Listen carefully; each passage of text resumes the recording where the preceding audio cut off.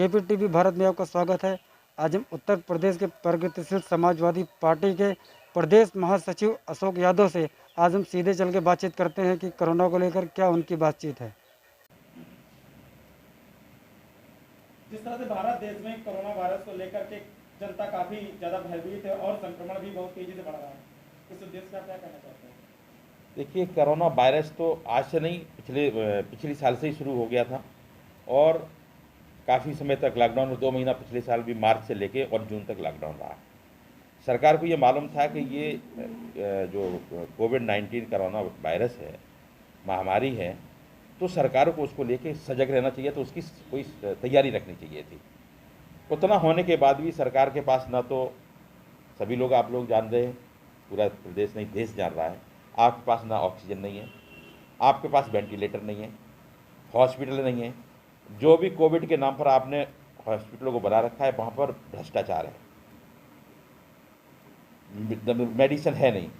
अगर वहाँ पेशेंट पहुँच जा रहा है तो उसका कोई इलाज नहीं है। यहाँ तक हो रहा है कि जो प्राइवेट कोविड सेंटर बनाए हुए हैं, वहाँ पर सेंटर वालों ने फर्जी लोगों को और ये दिखाते हुए कि ये कोरोना पॉजिटिव हैं, बेड रोकने के लिए उनको लिटा रखा है। इसके एवज में यहाँ तक सुनने को आया है कि उनको 1-1 हज़ार रुपया देते हैं कि एक दिन पड़े रहिए, हम 1 हज़ार रुपये देंगे। और जब कोई आदमी तड़पता हुआ आएगा, जब उसको बेड नहीं मिलेगा, तो उसके लिए अपने जीवन को बचाने के लिए आदमी कुछ भी करने को तैयार होता है। 1-1 लाख रुपए में बेड मिलता है, तब एडमिशन हो पाता है। और एडमिशन हो पाता है तो आपके पास ऑक्सीजन नहीं है, आपके पास दवाई नहीं है, डॉक्टर इलाज करने को तैयार नहीं। वहाँ महामारी पूरे देश में, प्रदेश में त्राहिमाम मच गया है। तो सरकार को इसके लिए सजग रहना चाहिए था। सरकार को अगर ये मालूम, जब सरकार को ये जानकारी हो सकती है कि सितंबर से तीसरी लहर आ जाएगी, ये भी कोई मानसून है क्या? कैसे सरकार को पता हो गया कि तीसरी लहर आ रही है? और अगर ये मालूम हो गया कि तीसरी लहर आ रही तो उसके लिए पहले से सजग हो जाना चाहिए, उसको रोकने का काम करना चाहिए। सरकार का काम क्या है? सरकार पूरी तरह से हर मोर्चे पर फेल हो गई है। सरकार की कमी के कारण ये त्राहिमाम मचा हुआ है और ये महामारी जितनी तेजी से बढ़ी है उसमें पूरी तरह से केंद्र सरकार और प्रदेश सरकारें इसकी दोषी हैं। पश्चिम बंगाल में चुनाव होता तो वहाँ कोरोना नहीं था, वहाँ लाखों की भीड़ कर रहे तो वहाँ कोरोना नहीं था, और जब चुनाव खत्म हो गया तो वहाँ कोरोना शुरू हो गया। क्या नीयत है, क्या नीति है? सरकार स्पष्ट करे, कोई जवाब नहीं। जिस तरह से देखा जाए, आज देश के नौजवान युवा, देश के किसान और देश की महिलाएं, जिसको लेकर के आज हमारे भारत में काफी बड़ी बड़ी बातें करते हैं, आज उस सड़कों पर, इसके लिए आप किसको जिम्मेदार हैं? पूरी तरह से सरकार दोषी है। ये जिम्मेदारी तो सरकार की है, केंद्र सरकार हो चाहे प्रदेश सरकार हो। सरकार का काम है कि हमारे प्रदेश की, देश की जनता खुशहाल रहे, हमारे नौजवान जो शिक्षित बेरोजगार घूम रहे हैं उनको रोजगार मिले। इस सरकार ने, जब भारतीय जनता पार्टी की सरकार आने से पहले माननीय प्रधानमंत्री जी ने ये वादा किया था कि हम सत्ता में आएंगे, 1 साल में 2 करोड़ नौकरी देंगे। 7 साल हो गए केंद्र सरकार को, 14 करोड़ नौकरी मिलना चाहिए था। 14 करोड़ नौकरियों तो छोड़ दीजिए, 20 करोड़ लोग जो नौकरी कर रहे थे वो उनको बेरोजगार कर दिया। काम व्यापार है नहीं, मजदूरों के लिए काम नहीं है।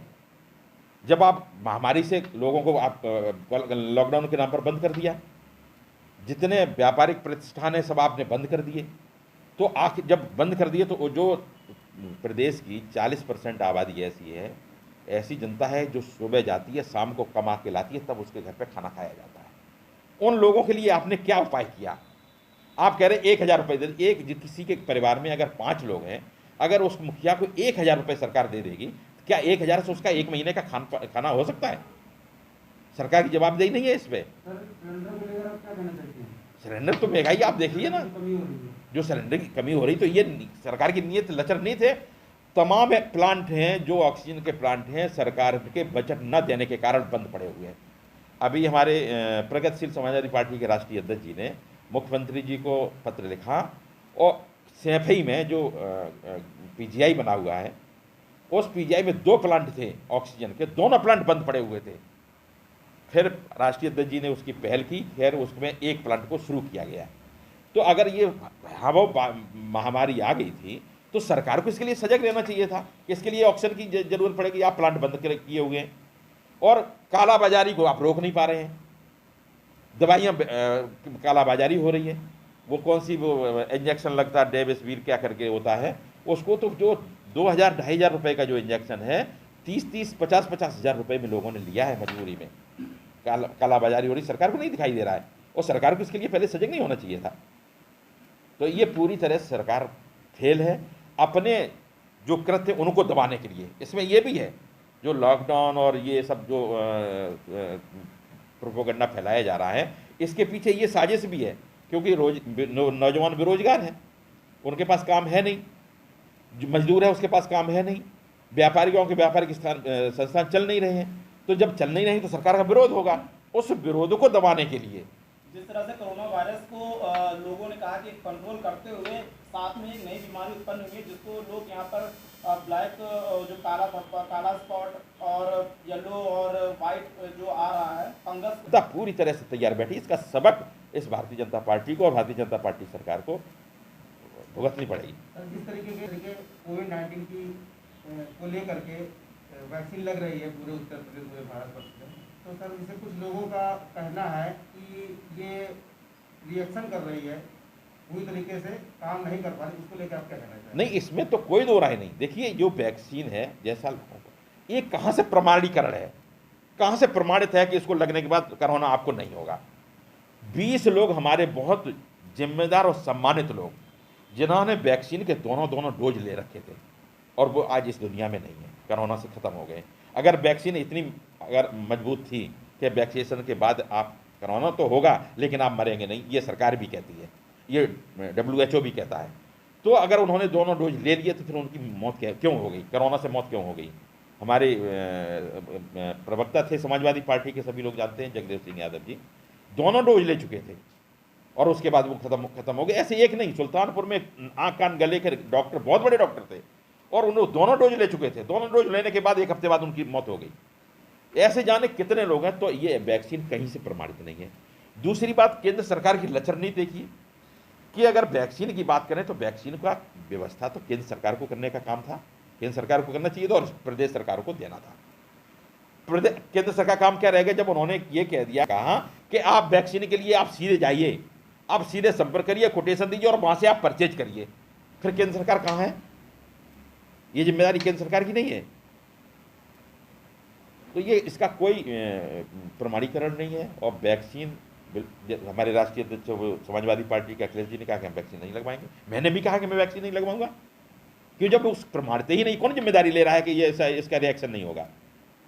और रिएक्शन हुए जो मैंने देखे, वो तो लोग बेचारे खत्म हो गए, इस दुनिया से चले गए, वो तो मैंने देखा है। लेकिन इसकी जिम्मेदारी कौन लेगा कि लगाने के बाद इसका रिएक्शन नहीं होगा? ये सरकार ले ना जिम्मेदारी। इस पूरी तरह से संदिग्ध है, वैक्सीन पर लोगों का विश्वास नहीं है।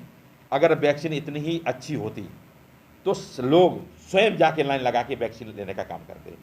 सरकार को इसकी आवश्यकता नहीं थी कि सरकारी कर्मचारियों को, प्राइवेट संस्थानों में जो कार्यरत कर्मचारी हैं, उनके लिए ये बाध्य कर दिया कि अगर आप वैक्सीन नहीं लगवाएंगे तो आपको वेतन नहीं मिलेगा। आखिर क्यों?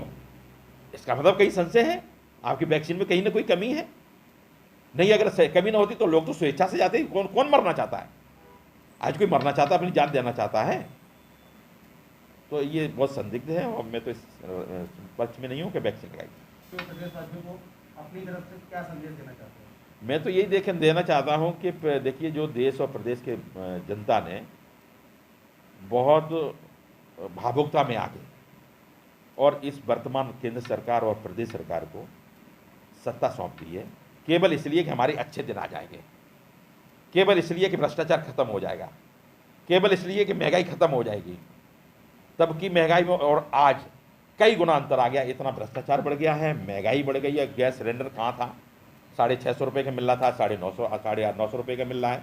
तो जो महंगाई बढ़ी है, मैं जनता से केवल यही कहना चाहता हूँ, आप मीडिया के माध्यम से, आने वाले समय के लिए जनता सजग हो जाए और ऐसे लोगों को चुनकर लाएं, ऐसी सरकार बनाएं जिससे प्रदेश का भला हो, देश का भला हो, जनता का भला हो, लोग, नौजवानों को रोजगार मिल सके। मैं यही जनता से आह्वान करना चाहता हूँ। ये हमारे चैनल को लाइक करें, सब्सक्राइब करें, कमेंट बॉक्स में अपना सुझाव दें। कैमरामैन अवनीश यादव के साथ संवाददाता दीपक कुमार की खास रिपोर्ट।